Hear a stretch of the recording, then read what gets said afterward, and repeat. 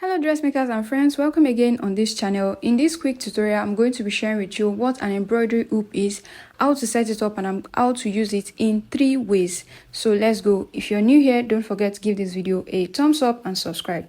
This is what an embroidery hoop looks like. This is also sometimes called a tambo ring here in Nigeria. It comes like this and you have it with screw this way. You can see how I'm screwing that up. The first thing you need to do when you want to set it up is screw it out a bit, and then you are going to get it to come into 2 circles like this. So once this is done, you can see that one has the ring and the other one does not have the ring. So this is what setting it up looks like. The first thing is I'm going to take this one with the ring, is the one that is adjustable, while the other one is not adjustable. So how to set it up is to grab your fabric which you will be using. It could be a dress or it could just be a fabric that you want to actually work on or bead on. This is actually used in beading. It's also used in other fabric manipulation as well. So pick up your fabric and place the other part that does not have the ring on top of your table like this. Place your fabric on it. Make sure that the right side of your fabric is facing you. You can see the right side of my fabric is facing me now, and I have the other one with the screw, and I press it down into it just like this. And once you press it down, this is what you are going to have.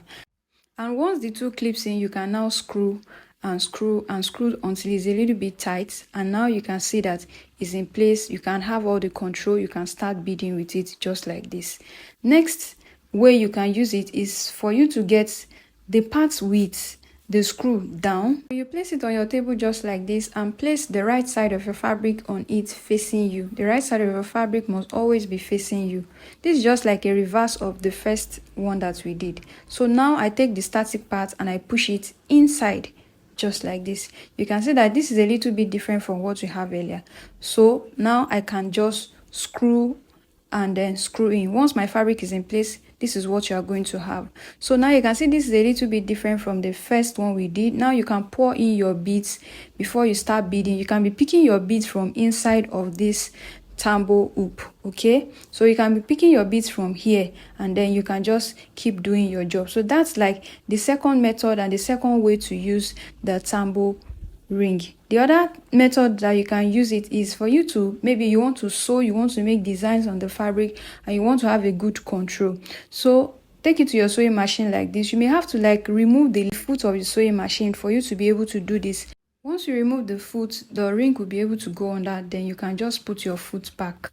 And now you can just maybe do some embroidery work, some thread work. I'm going to be using this net to make a sort. You can even make a sort of flower on it. I'm just going to be using this net right now to show you something that you can do to also like embellish your garment. All right, so this tambo ring is actually a size 10.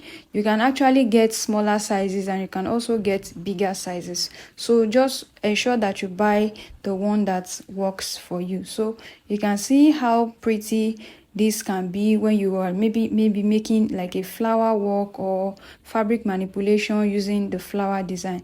So you can just from here now go ahead to like add your beads, add your crystals, add whatever you want to add, and then that will be it. The fabric will come out beautiful. I hope you have found this video really interesting. Don't forget to give this video a thumbs up. I know you have learned so much. Share with your sewing friends, and I'll see you in the next sewing tutorial.